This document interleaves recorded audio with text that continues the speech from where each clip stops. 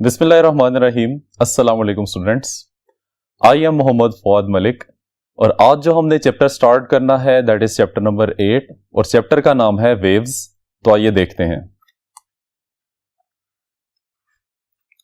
जी students, जब भी हम वेव्स की बात करते हैं तो हमारे जहन में एक ही ख्याल आता है कि सूरज की ग्रेविटेशनल फोर्स की वजह से प्रोड्यूस होने वाली समंदर की लहरों को वेव्स कहा जाता है। लेकिन डेली लाइफ में भी वेव्स का बहुत ज्यादा अमल दखल होता है। अगर हम बात करते हैं कि हम किसी आवाज को किस तरह से सुन सकते हैं, तो देखिए कि हमारे पास एक सोर्स ऑफ साउंड है जो कि साउंड प्रोड्यूस कर रहा है। साउंड हमारे कान तक किस तरह से पहुंचती है, that is in the form of wave. ये वेव्स की फॉर्म में पहुंचती है। इसके बाद अगर हम बात करें कि कोई ऑब्जेक्ट हमें किस तरह से नजर आता है, तो स्टूडेंट्स आप लोगों को यह बात पता है कि जब भी ऑब्जेक्ट से लाइट रिफ्लेक्ट होती है तो वो हमारी आंख में मौजूद रेटिना के ऊपर इमेज बनाती है, जिसकी वजह से हम उसको देख सकते हैं। तो रिफ्लेक्टेड लाइट हमारी आंख तक पहुंचती है तो ये भी क्या होती है, एक किस्म की वेव होती है। इसके अलावा अगर हम बात करें तो सेल फोन के लिए जो सिग्नल्स होते हैं या टेलीविजन प्रोग्राम के लिए जो सिग्नल होते हैं वो भी पर्टिकुलर वेव्स होती हैं। तो इस वजह से हम कह सकते हैं कि वेव्स का डेली लाइफ में बहुत ज्यादा यूज होता है। अब स्टूडेंट्स देखिए, वेव्स को अगर आपने डिस्क्राइब करना है तो इसको हम किस तरह से डिस्क्राइब करेंगे, उसके लिए एग्जांपल देखिए। हमारे पास दो ऑब्जर्वर हैं ए एंड बी। अभी दोनों इनिशियली एक स्ट्रिंग को रेस्ट पोजीशन में पकड़ के खड़े हुए हैं। अगर ऑब्जर्वर ए स्ट्रिंग को एक जर्क देता है तो जर्क देने की वजह से स्ट्रिंग में एक पल्स प्रोड्यूस हो जाती है और यह पल्स हमें ऑब्जर्वर बी की तरफ जाती हुई महसूस होती है। अब इसी प्रोसेस को अगर हम देखें तो ऑब्जर्वर ए ने बेसिकली स्ट्रिंग के अंदर डिस्टरबेंस क्रिएट की। अब जब ऑब्जर्वर ने डिस्टरबेंस क्रिएट की तो यह डिस्टरबेंस एनर्जी और मोमेंटम को ऑब्जर्वर ए से दूर लेके जा रही है और इसकी वजह से जैसे ही यह पल्स ऑब्जर्वर बी के हाथ पे पहुंचती है तो वहां पे उसके हाथ को एक झटका लगता है। इस वजह से हम कह सकते हैं कि वेव बेसिकली एक डिस्टरबेंस होती है जो कि एनर्जी और मोमेंटम को ट्रांसफर करती है। लेकिन स्टूडेंट्स, अगर इसी सिनेरियो में हम स्ट्रिंग को सपोज कर लें कि यह लार्ज नंबर ऑफ पार्टिकल से बना हुआ है और फिर हम दोबारा स्ट्रिंग में पल्स जनरेट करें, तो आप देख सकते हैं कि तमाम पार्टिकल्स अपनी जगह से डिस्प्लेस होने के बाद दोबारा वापस अपनी जगह पे आ जाते हैं और एनर्जी और मोमेंटम एज इट इज जिस तरह से पहले ट्रांसफर हुआ था अब भी ट्रांसफर हो रहा है। तो हम ये कह सकते हैं कि वेव में मैटर या मैस ट्रांसफर नहीं होता, कि वेव बेसिकली एक ऐसा फिनोमिनन है या ऐसी डिस्टरबेंस है मीडियम की जिसमें मोमेंटम और एनर्जी ट्रांसफर होते हैं जबकि मैटर ट्रांसफर नहीं होता। तो आइए अब इसकी डेफिनेशन लिख लेते हैं। वेव इज बेसिकली डिस्टरबेंस होती है, तो हम लिखेंगे द डिस्टरबेंस और mechanism by which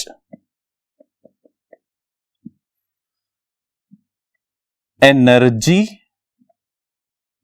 and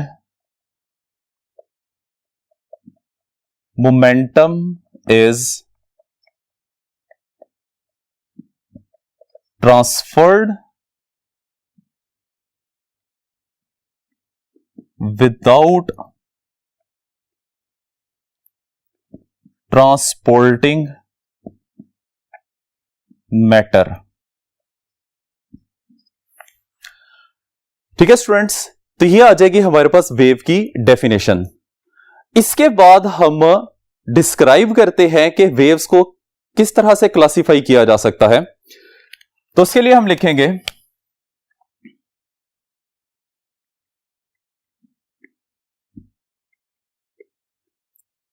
classification of waves. Students, wave basically दो तरह की होती हैं। नंबर 1 जिनको हम कहते हैं प्रोग्रेसिव और ट्रैवलिंग वेव्स, और सेकंड टाइप होती है जिनको हम नाम देते हैं स्टेशनरी और स्टैंडिंग वेव्स। अब स्टूडेंट्स हम बारी बारी इन दोनों वेव्स को डिस्क्राइब करेंगे। तो पहले हम डिस्क्राइब करते हैं प्रोग्रेसिव या ट्रैवलिंग वेव्स को। इसके लिए एग्जांपल देखिए, हमारे पास वही दो ऑब्जर्वर हैं ए और बी, जिन्होंने एक स्ट्रिंग को पकड़ के रखा हुआ है, और यहां पे फिर से हम स्ट्रिंग को कंसीडर करेंगे कि ये लार्ज नंबर ऑफ पार्टिकल्स का कॉम्बिनेशन है। अब अगर ऑब्जर्वर ए इसमें उसी तरीके से एक पल्स जनरेट करता है, तो हम देख सकते हैं कि इस पल्स या डिस्टरबेंस की वजह से स्ट्रिंग के अंदर मौजूद तमाम पार्टिकल्स डिस्प्लेस हो रहे हैं या मूव हो रहे हैं। तो इस तरह की वेव जिसमें हर एक पार्टिकल मूव करता है या डिस्प्लेस होता है, इस तरह की वेव को हम क्या नाम देते हैं? प्रोग्रेसिव वेव या ट्रैवलिंग वेव का नाम देते हैं। तो आइए अब इसकी डेफिनेशन लिख लेते हैं।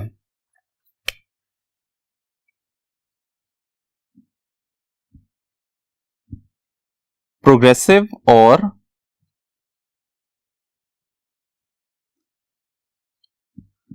Travelling waves.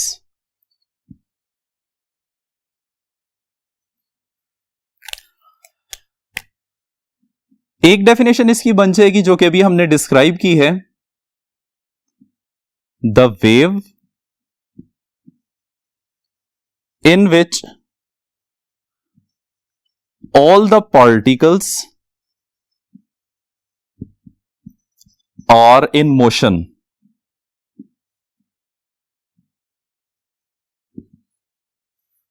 इसको हम क्या नाम देते हैं? प्रोग्रेसिव वेव का नाम देते हैं।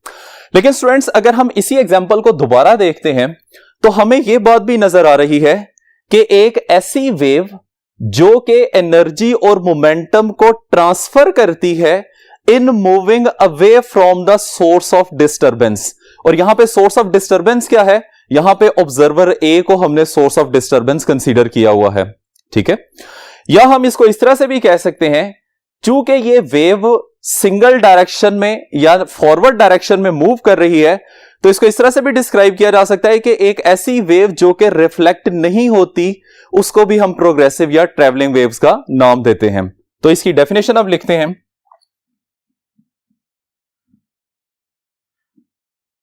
The waves which transfer energy and momentum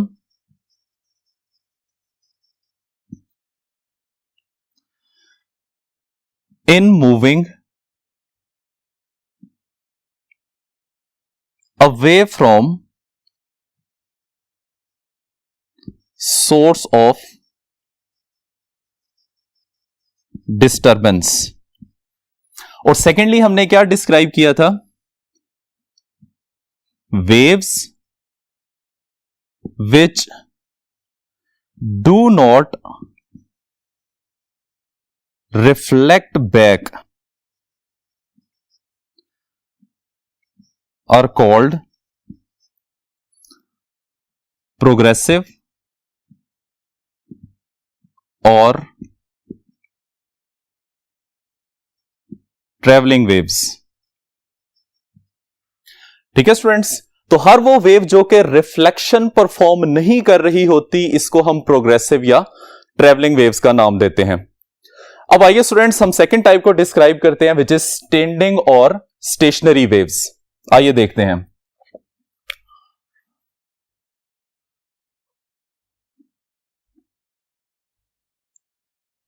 stationery और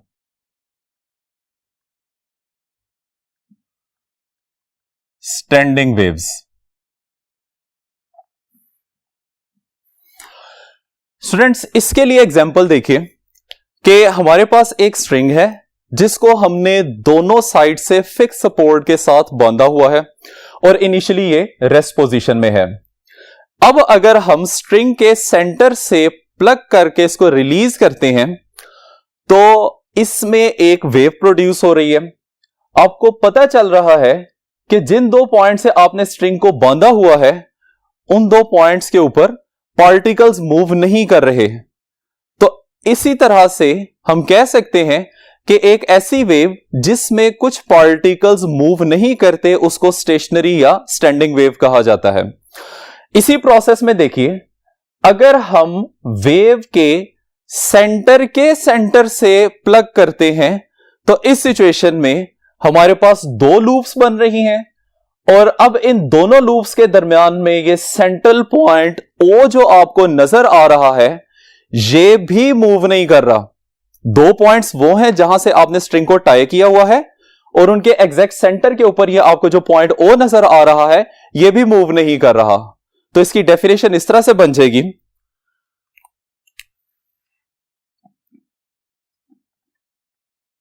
the waves in which some particles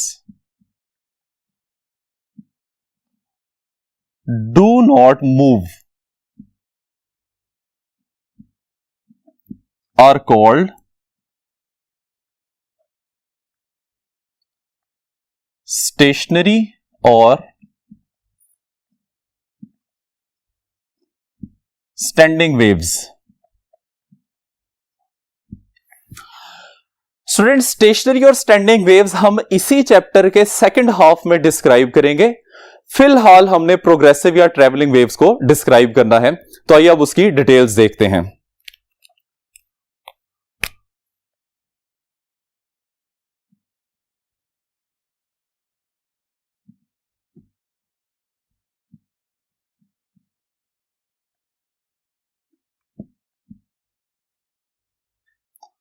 सबसे पहले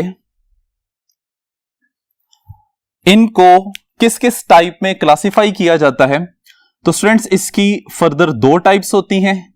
एक को हम नाम देते हैं इलेक्ट्रोमैग्नेटिक वेव्स और दूसरे को हम नाम देते हैं मैकेनिकल वेव्स। स्टूडेंट्स, ये दोनों वेव्स किस तरह की होती हैं इसको समझने के लिए एग्जांपल देखिए। आप लोगों ने ऑब्जर्व किया होगा कि सूरज से रोशनी और हरारत दोनों ही जमीन तक पहुंच जाते हैं। हालांकि सूरज से जमीन के दरमियान में वैक्यूम एग्जिस्ट करता है, तो हम कह सकते हैं कि सूरज से निकलने वाली लाइट और हीट ये दोनों ऐसी वेव्स हैं जिनको किसी भी मीडियम की जरूरत नहीं होती और इन वेव्स को हम इलेक्ट्रोमैग्नेटिक वेव्स का नाम देते हैं। यानी कि सिंपली हम डिस्क्राइब कर सकते हैं कि electromagnetic waves are those which requires no medium for their propagation. तो आइए अब इसकी डेफिनेशन लिखते हैं।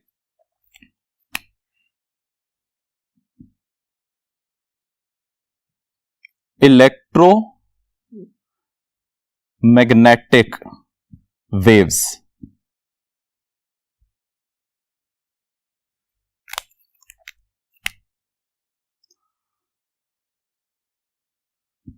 the waves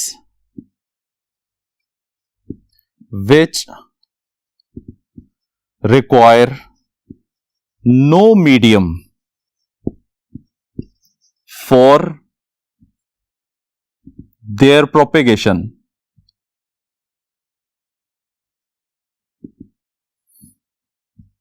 are called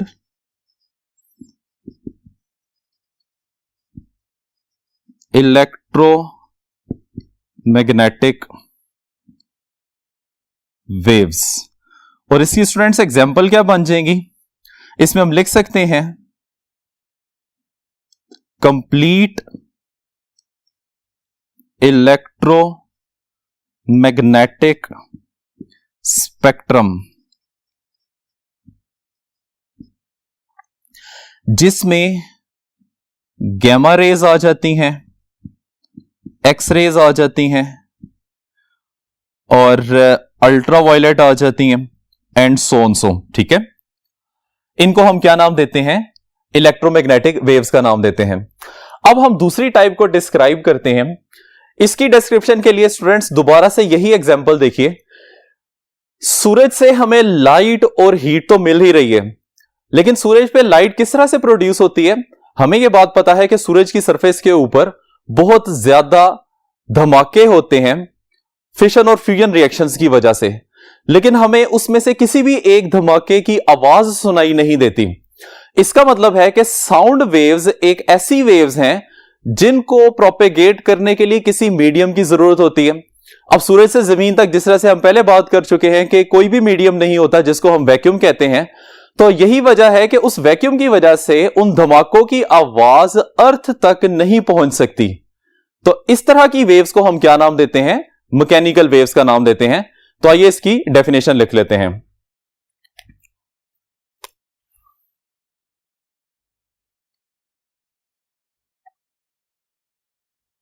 mechanical waves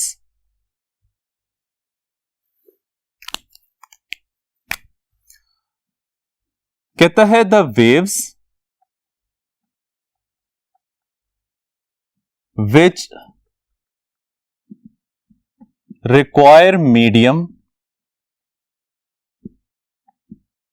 for their propagation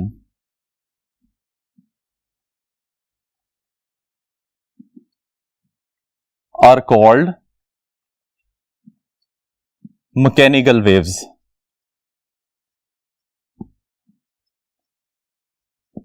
और इसकी एग्जांपल्स क्या आ जाएंगी? इसकी एग्जांपल में आ जाएंगी वेव्स इन स्ट्रिंग,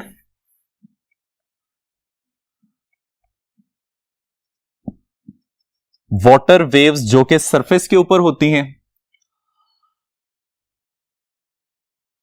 उसके बाद हम इसमें लिख सकते हैं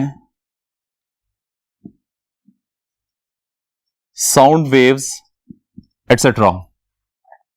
अब स्टूडेंट्स इसमें इलेक्ट्रोमैग्नेटिक रेडिएशन या इलेक्ट्रोमैग्नेटिक वेव्स ये आप डिटेल से डिस्कस करेंगे सेकंड ईयर के चैप्टर नंबर 16 में। तो अब हम देखते हैं कि मैकेनिकल वेव्स की कितनी टाइप्स होती हैं। तो इसको हम लिखेंगे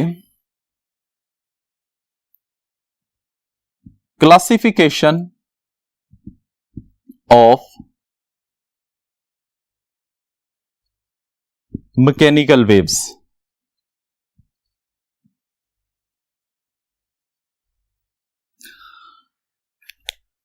इसकी दो टाइप्स होती हैं। Number 1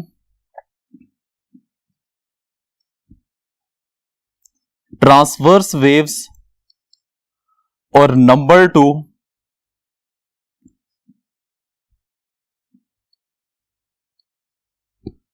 longitudinal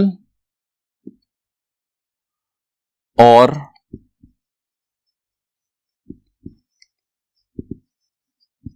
compressional waves. अब स्टूडेंट्स ये ट्रांसवर्स वेव्स क्या होती हैं, इसको समझने के लिए ये एग्जांपल देखिए। फर्ज कर लें कि हमारे पास ये एक लूज लॉन्ग स्प्रिंग है जिसको स्लिंकी स्प्रिंग भी कहा जाता है। हमने इसको एक साइड से रिजिड सपोर्ट के साथ बांध दिया है, जबकि दूसरी साइड से ये एक ऑब्जर्वर के हाथ में है। इनिशियली ये रेस्ट पोजीशन में है। अगर हम इस स्लिंकी स्प्रिंग का टॉप व्यू देखें और ऑब्जर्वर इसमें अपने हाथ को लेफ्ट राइट मूव करते हुए पल्सेस जनरेट करना शुरू कर दे, तो इसमें आपको नजर आ रहा है कि disturbance of particle of spring वो वेव की प्रोपेगेशन के परपेंडिकुलर है, जबकि वेव हमें फॉरवर्ड डायरेक्शन में मूव करती हुई नजर आ रही है।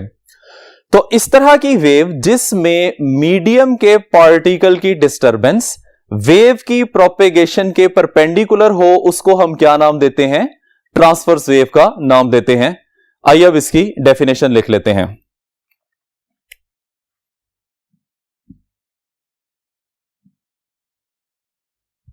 Transverse waves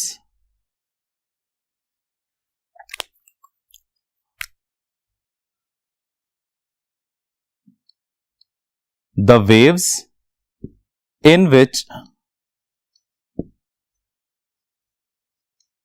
disturbance of particles of medium is perpendicular to the direction of propagation of waves। ठीक है, अगर हम इसको देखना चाहें तो ये इस तरह से बन जाएगा। सपोज कर लें कि दिस इज अ वेव, जिसमें वेव की प्रोपेगेशन की डायरेक्शन फॉरवर्ड आ जाएगी और पार्टिकल्स या तो इसकी मेन पोजीशन से ऊपर की तरफ जा रहे हैं या फिर नीचे की तरफ आ रहे हैं। अब अगर हम इसको देखें तो हमें क्लियरली नजर आ रहा है कि motion of the particle wave के प्रोपेगेशन की डायरेक्शन के परपेंडिकुलर है, या ऊपर की तरफ है या फिर ये नीचे की तरफ है। तो इस तरह की वेव को, जिसमें disturbance of the particle of the medium wave के प्रोपेगेशन की डायरेक्शन के परपेंडिकुलर हो, उसको हम क्या नाम देते हैं? ट्रांसवर्स वेव का नाम देते हैं। अब इसकी एग्जांपल्स क्या बन जाएंगी? एग्जांपल्स में हम इसमें लिख सकते हैं waves in string, waves on water surface, या हम इसमें एक्सप्लेन कर सकते हैं इलेक्ट्रोमैग्नेटिक वेव्स। अब स्टूडेंट्स, यहां पे ये जो इलेक्ट्रोमैग्नेटिक वेव्स होती हैं, इसमें मीडियम की तो जरूरत नहीं होती। इस वजह से हम इसको ये नहीं कह सकते कि in which the particles of the medium are perpendicular to the direction of propagation. इसमें बेसिकली जो वेव के नाम से हमें बात पता चल रही है, इलेक्ट्रो एंड मैग्नेटिक, इसमें बेसिकली दो फील्ड्स होती हैं, इलेक्ट्रिक फील्ड और मैग्नेटिक फील्ड, जो परपेंडिकुलरली ऑसिलेट कर रही होती हैं और साथ में वो डायरेक्शन ऑफ प्रोपेगेशन के भी परपेंडिकुलर होती हैं, जिस तरह से आप इसको देख सकते हैं। तो इस वजह से इलेक्ट्रोमैग्नेटिक रेडिएशन को भी ट्रांसवर्स इलेक्ट्रोमैग्नेटिक वेव्स के नाम से जाना जाता है। आइए स्टूडेंट्स, अब हम इससे नेक्स्ट पोर्शन को डिस्क्राइब करते हैं।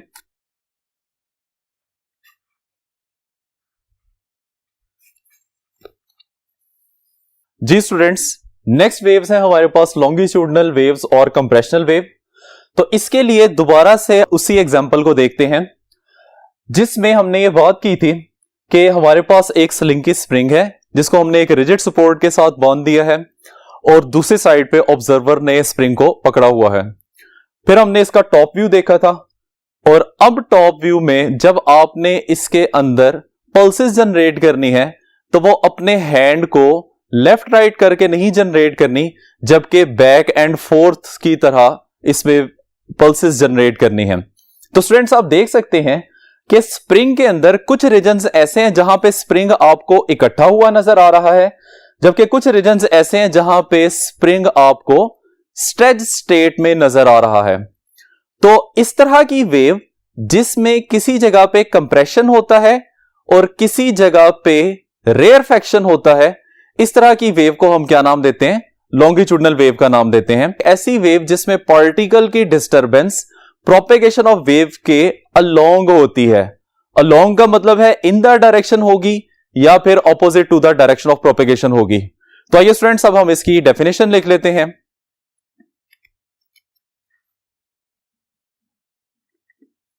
The wave in which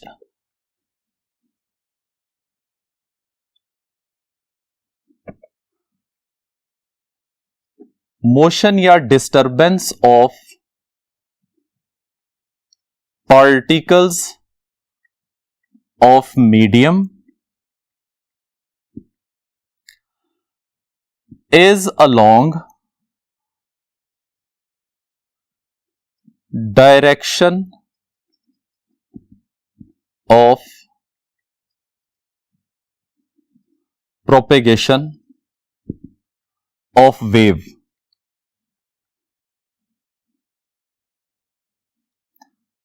is called longitudinal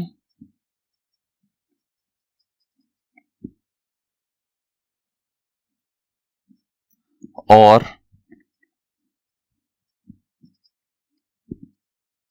compressional waves. अगर हम इसको देखें तो ये वेव्स इस तरह से बनती हैं।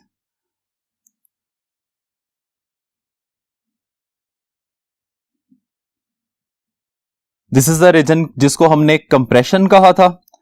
इसके बाद फिर आ जाता है रेयरफैक्शन, फिर आ जाएगा कंप्रेशन और फिर इसके बाद आ जाएगा रेयरफैक्शन। ठीक है, तो स्टूडेंट्स इस तरह की वेव को हम क्या नाम देते हैं? लॉन्गिट्यूडनल और कंप्रेशनल वेव का नाम देते हैं। अब इसमें याद रखिएगा कि जिस जगह कंप्रेशन होता है वहां पे प्रेशर की वैल्यू भी ज्यादा होती है और वहां पे टेम्परेचर की वैल्यू भी ज्यादा होती है, और जिस जगह रेयरफैक्शन होता है वहां पे प्रेशर की वैल्यू भी कम होती है और कॉरेस्पॉन्डिंग टेम्परेचर की वैल्यू भी कम होती है। एग्जाम्पल्स इसकी बन जाएंगी साउंड वेव्स,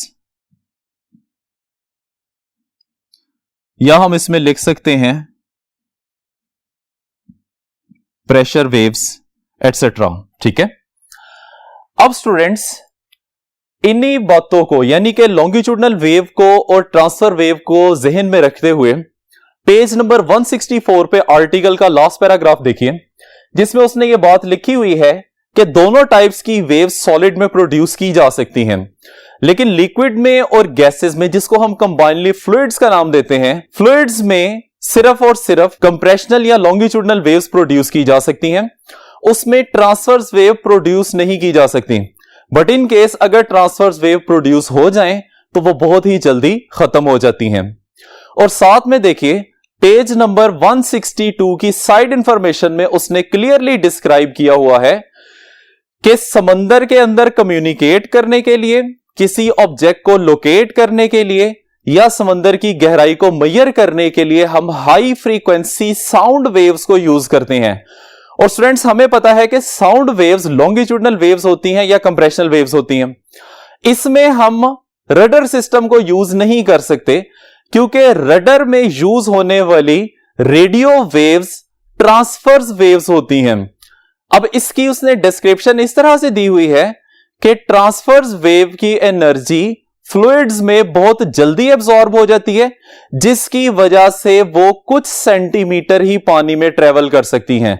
तो इसलिए जब भी अंडर वाटर समंदर में या दरिया में किसी भी जगह पे आपने कम्युनिकेट करना हो तो उसके लिए हम हमेशा लॉन्गिट्यूडनल वेव्स यूज करते हैं, और लॉन्गिट्यूडनल वेव्स में हम हाई फ्रीक्वेंसी साउंड वेव्स को यूज करते हैं।